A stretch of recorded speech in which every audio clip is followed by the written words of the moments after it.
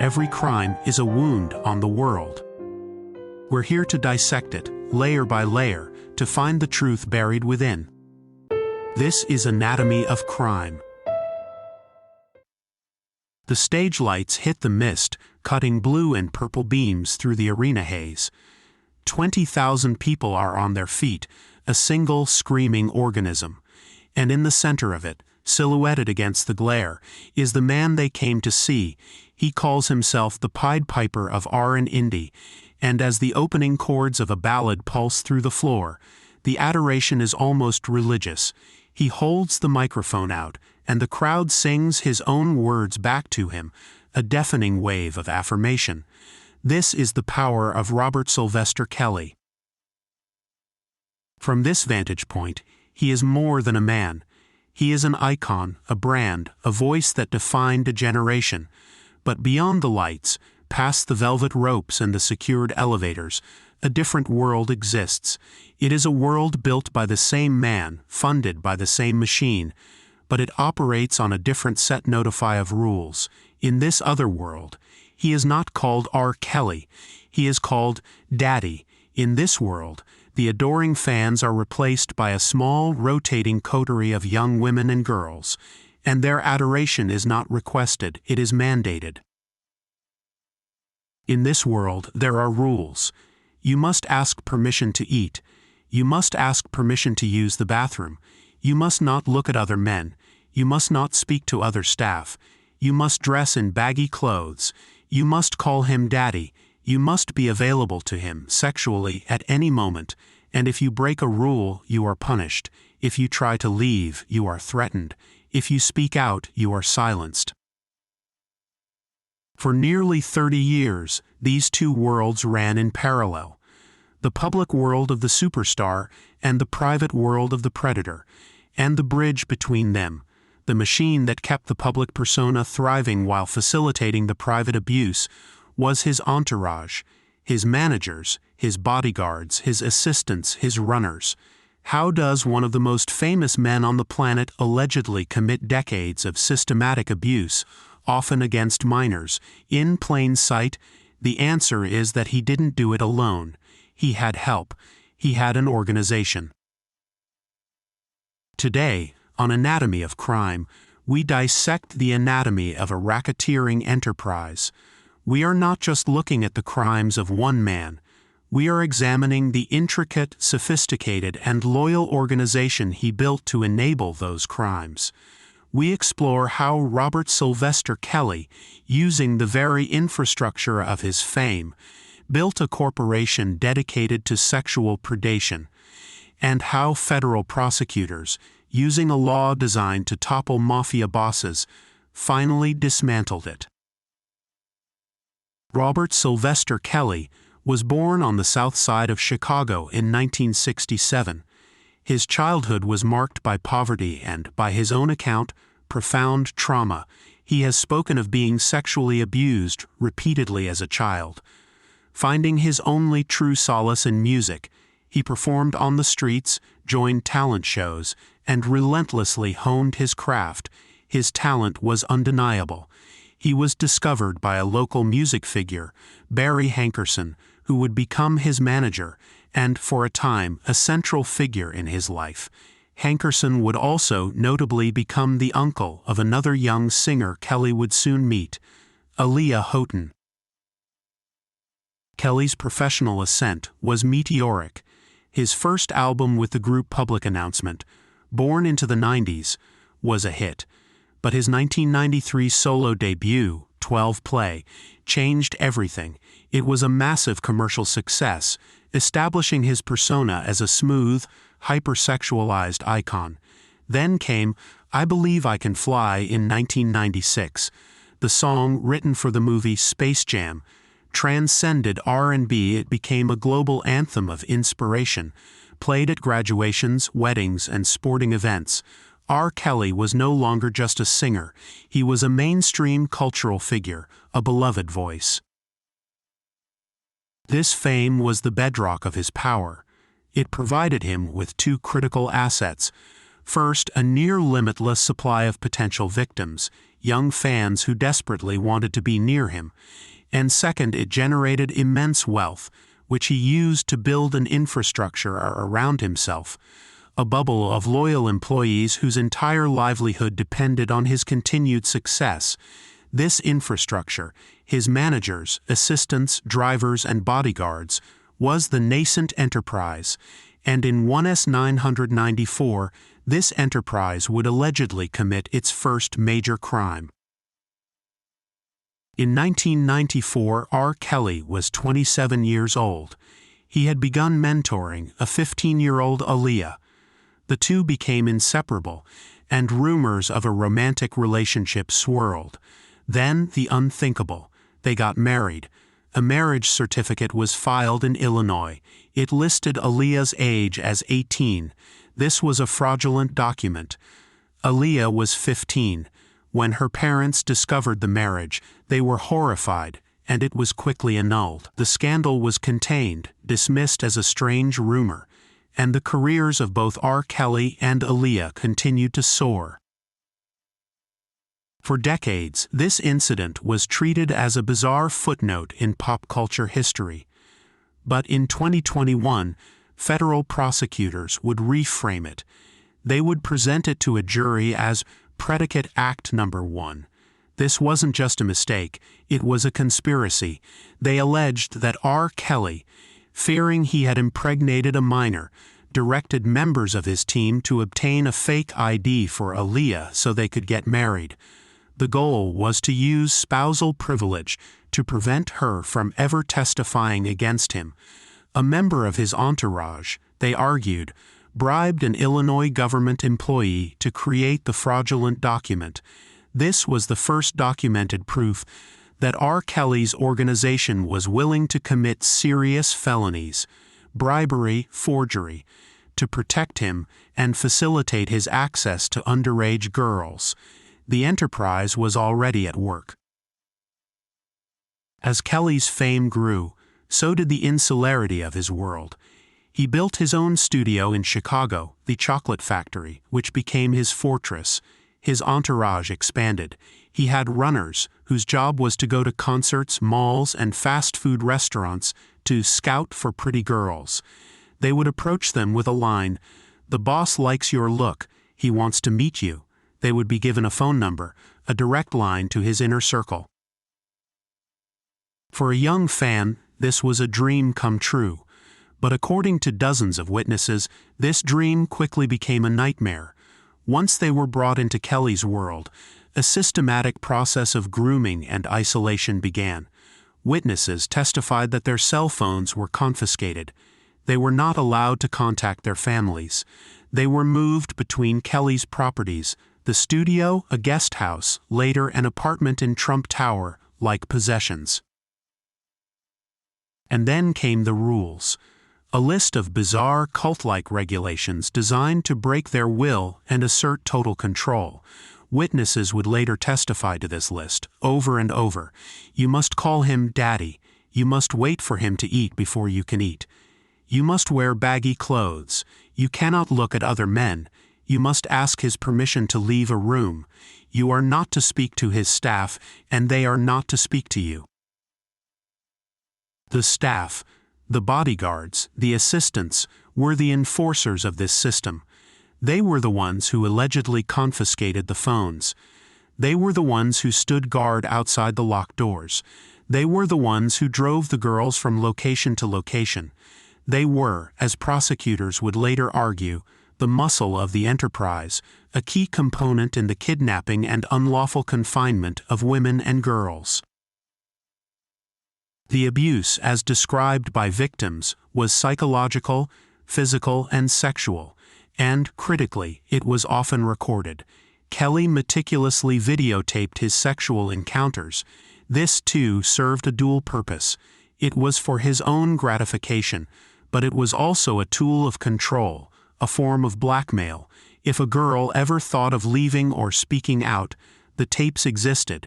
The enterprise had leverage. In 2002, this system of control ruptured. An anonymous person sent a VHS tape to the Chicago Sun-Times. The grainy, disturbing footage allegedly showed R. Kelly repeatedly sexually abusing a young girl. The girl on that tape was later identified as a 14-year-old relative of one of Kelly's associates. The tape was a bombshell. Kelly was arrested and charged in 2002 with 14 counts of child pornography. The world expected a swift conviction. The man's reputation was already in question, and now there was video. This surely would be the end.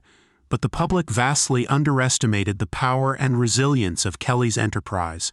The case dragged on for 6 long years. During that time, Kelly's machine went into overdrive. The 2008 trial in Chicago was a masterclass in how to defeat a prosecution. It was, in itself, an anatomy of a failed case. The prosecution's strategy was narrow. They built their entire case on that one videotape and the testimony of the one victim. They did not, or could not, introduce evidence of a broader pattern of abuse. They didn't call other women. It was all or nothing on this single tape. Kelly's defense team, led by the formidable Ed Jensen, was brilliant and aggressive. They didn't defend R. Kelly's character. They attacked the evidence. They attacked the chain of custody of the tape. They attacked the credibility of the investigators. They suggested the tape could have been faked, that the man on it wasn't definitively Kelly. They sowed just enough doubt. But their most effective tactic was aimed at the victim. When the young woman, now in her early 20s, took the stand, she was a hostile witness. She denied it was her on the tape. She denied it was R. Kelly. She told the court she had never had a sexual relationship with him. The prosecutor's star witness had just detonated their own case. Why? The defense argued it was because she was lying in the first place. Prosecutors and victim advocates would later argue it was the result of profound, long-term intimidation and manipulation by Kelly's enterprise. The jury deliberated and returned a verdict, not guilty, on all counts. R. Kelly walked out of the courtroom a free man. To the world, he had been vindicated. To his victims and to the journalists who had been following the story, it was a terrifying message. He is untouchable. The enterprise had been tested by the full force of the law, and it had won. For the next decade, the machine was emboldened. Kelly continued to make music, tour, and profit. The rumors never went away, thanks in large part to the dogged, thankless reporting of journalists like Jim DeRogatis, who had been on the story since 2000. But the reports were largely ignored by the public. The industry continued to embrace him. He was a pariah to some, but a genius to many others. Behind the scenes, the enterprise continued to function, but it had learned from the 2008 trial. It became more insular, more secretive. The recruitment allegedly continued. The rules allegedly remained in place. Witnesses would later testify about the Trump Tower days, where girls were allegedly held in his apartments, their food and movements controlled by his handlers. One new, sinister tactic of control allegedly emerged during this period: the apology letters. When a girl broke one of the arbitrary rules, she would allegedly be forced to write a letter to Kelly, confessing her transgression. "Daddy, I'm sorry I looked at the driver. Daddy, I'm sorry I didn't ask permission to eat." These letters, often sexually explicit in their detail, were not for therapeutic purposes. They were leverage. They were, in effect, coerced confessions. If a victim ever tried to go to the police, the enterprise had letters in her own handwriting that could be used to discredit her, to paint her as unstable or obsessed. Prosecutors would later classify this tactic brilliantly as forced labor, another predicate act in their racketeering case. For years, this was the status quo. The fortress held. But in 2017, the ground began to shift. The #MeToo movement was shattering silence across all industries, and in July 2017, journalist Jim DeRogatis published a landmark investigation for BuzzFeed News. The story, Inside the Cult R. Kelly Keeps Women In, detailed the allegations of multiple families who claimed Kelly was holding their daughters against their will. This story, coupled with the new cultural climate, was the spark, but the true explosion came in January 2019. The Lifetime documentary series Surviving R. Kelly, created by filmmaker Dream Hampton, aired. For the first time, it wasn't just journalists or anonymous sources. It was victims, dozens of them, on camera, telling their stories in agonizing detail. It was former members of his inner circle, his managers, his DJs, his assistants, corroborating the victims' claims. The documentary was a cultural tsunami. It did what the 2008 trial could not. It made the sheer pattern of abuse undeniable. It wasn't one tape, one victim. It was a 30-year history. The public outrage was immediate and overwhelming. RCA Records, his longtime label, finally dropped him. Protests were held outside his studio. The Pied Piper persona was shattered, replaced by the image of a serial predator. And most importantly, prosecutors were watching.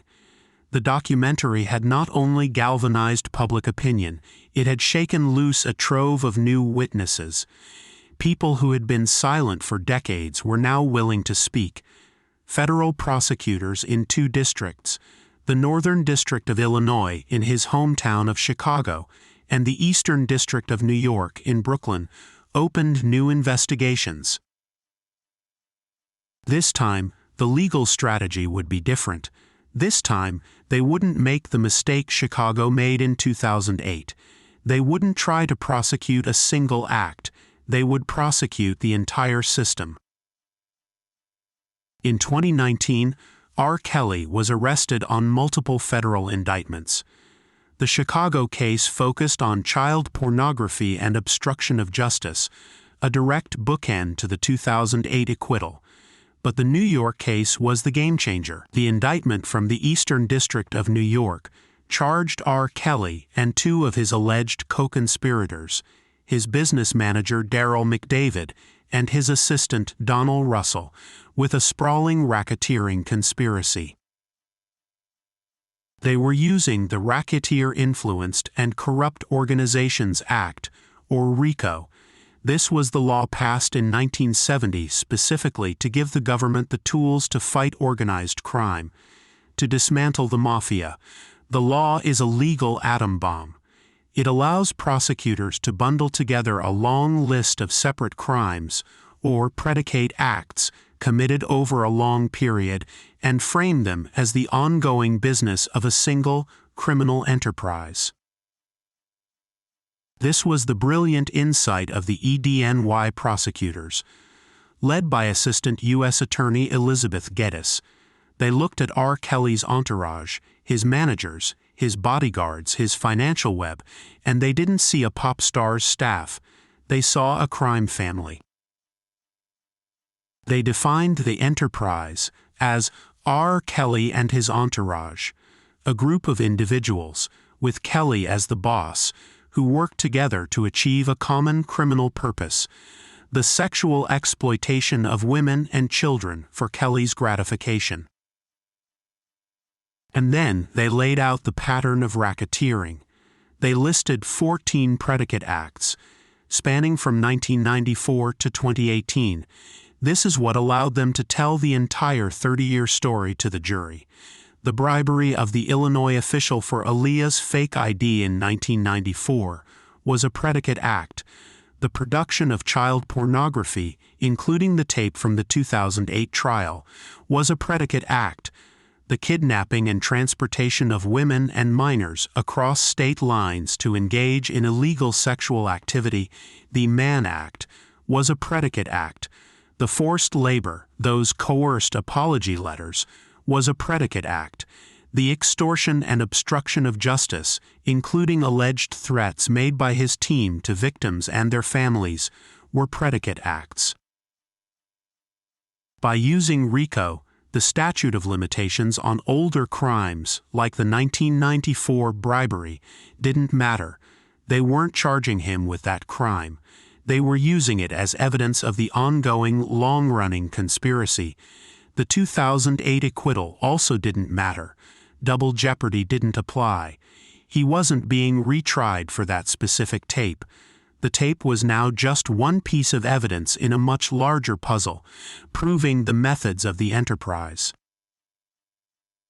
The trial began in federal court in Brooklyn in August 2021. The Pandemicera courtroom was tense. R. Kelly, now 54, sat at the defense table, a shadow of the superstar he once was. The government's case was methodical and overwhelming. They called 45 witnesses. The jury heard from 9 women and 2 men who described in painful and graphic detail the abuse they endured or witnessed. We will use the pseudonyms given to them in court. A woman named Sonia testified she was 15 when she met Kelly at a concert. She described the rules, the isolation, and the abuse, but also the psychological love bombing that made her feel special, a classic grooming tactic. A woman named Gerhonda testified she was 16 when she became one of Kelly's girlfriends.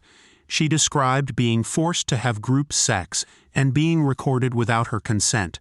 She testified that when she contracted herpes, Kelly told her, "The doctor told me you can't get it twice," implying he already had it.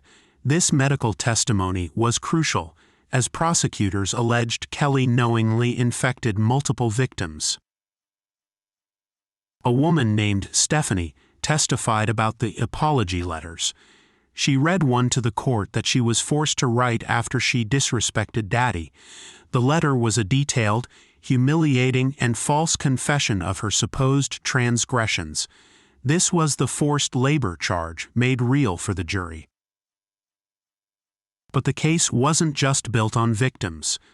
To prove the enterprise, prosecutors had to prove the co-conspirators.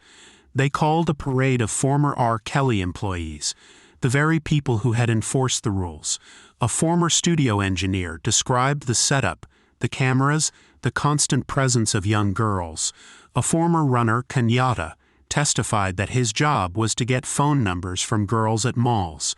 He testified that Kelly instructed him to look for girls who looked young and obedient. A former assistant corroborated the rules, the confiscated phones, and the climate of fear. A doctor testified that he was called to Kelly's studio to treat a 17-year-old girl for herpes, and that Kelly's team paid him in cash. This was the Sammy the Bull moment of the trial. The inner circle was turning. Their testimony was devastating because it connected the dots. It showed that Kelly was not acting alone. It showed that Daryl McDavid handled the money and the NDAs. It showed that bodyguards controlled the doors and the phones. It showed a coordinated, multi-person operation. The defense was in an impossible position. Kelly's lead lawyer, Devereaux Canick, did his best to attack the credibility of the witnesses. He painted them as disgruntled groupies and liars, motivated by the surviving R. Kelly documentary to seek fame and money. He argued that these were all consensual adult relationships. He tried to pick at inconsistencies in dates and timelines from decades-old memories. But the defense was trying to fight a forest fire with a garden hose. The sheer volume of testimony, the consistency of the stories from victims who did not know each other, and the corroboration from the employees created a portrait that was impossible to tear down. The consensual argument fell apart when faced with testimony about 15-year-olds, locked doors, and forced apology letters. After a 6-week trial, the case went to the jury. They deliberated for just over a day. The verdict was read, guilty, on all counts. guilty of racketeering, with the jury finding that the prosecution had proven all 14 of the underlying predicate acts, guilty on all 8 counts of violating the Mann Act. The enterprise was officially and legally dismantled. In June 2022, Robert Sylvester Kelly was sentenced to 30 years in federal prison. His business manager, Darrell McDavid, was later sentenced to time served for his role, and his manager Donald Russell was convicted in a separate trial for threatening a victim who was set to testify. A few months later, Kelly was convicted again, this time in his Chicago federal trial, on charges related to child pornography, including the tape from the 2008 case, A Measure of Justice, 20 years delayed. The anatomy of this crime is not, in the end, about one deviant man. It is about the power of a system. R. Kelly's career was the perfect vessel for his crimes. His fame provided the access, his money provided the protection, and his mythology provided the cover. He built a machine where everyone had a job, and everyone's job, whether they admitted it or not, was to feed and protect the machine's one purpose. The bodyguards who stood at the door, the runners who got the numbers, the managers who paid for the silence, the lawyers who attacked the victims, and even, in some ways, the public and the industry that looked the other way for decades, all were cogs in the enterprise. The ultimate failure of the 2008 trial was that it targeted the man, but it missed the organization. The triumph of the 2021 trial was that it correctly identified the true nature of the crime. The prosecution didn't just put R. Kelly on trial. They put his entire 30-year operation on trial. They proved that this was not a series of isolated bad decisions. It was a career. It was a business. It was a long-running, disciplined, and brutal racketeering enterprise, with Robert Kelly as its undisputed boss. This has been Anatomy of Crime, where the truth is never simple, but always worth seeking.